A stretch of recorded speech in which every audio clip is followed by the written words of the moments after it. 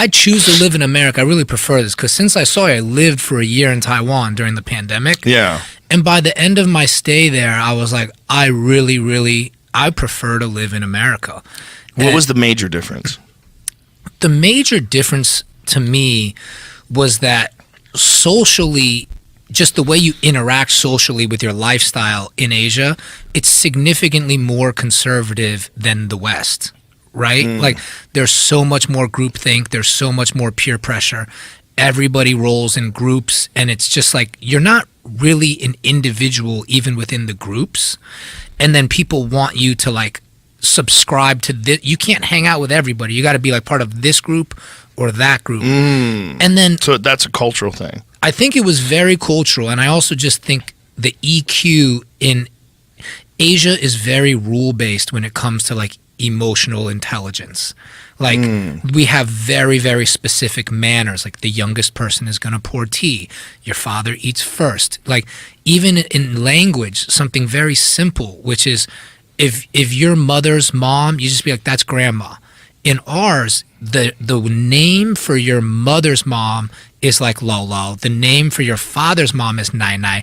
It's very specific, and there's a hierarchy. Like your father's mom is higher, your mother's mom is lower. And it's just, to me, I'm like, yo, this is too much critical analysis of like stature.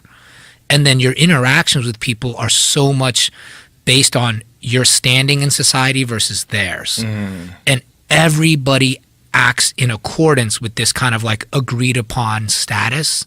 It's borderline caste system-y. And then when there isn't like racial diversity either there, it's all Asian people, I was just like, this is a little too cloying for me. But when I look at the government, like China as a government out there, and I was living in Taiwan, spent a lot of time in China. My family, my brother still lives in China. But the Chinese government, to me, is much more effective than the American government. Like if it wants to get something done, China's going to have it done in 24 hours. You know, the building may fall apart, but it'll be done. You know, but they can get things done. And then I also think, like, you know, they're not a benevolent country. No country's benevolent. It's all a business, right? They're competing for citizens.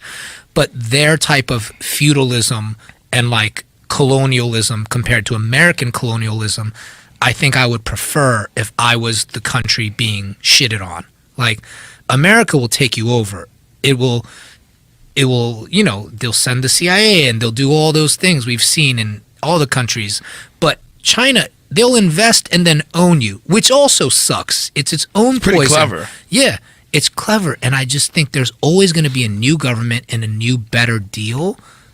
And like, I think China's the better deal right now for like a developing continent like Africa or Latin America. You probably get better terms with China. Yeah, they'll give you a loan that you can't pay off as opposed to sending the military. Exactly. It's like a way cleaner transaction. Yeah, America's like terrestrial, like cable television, television.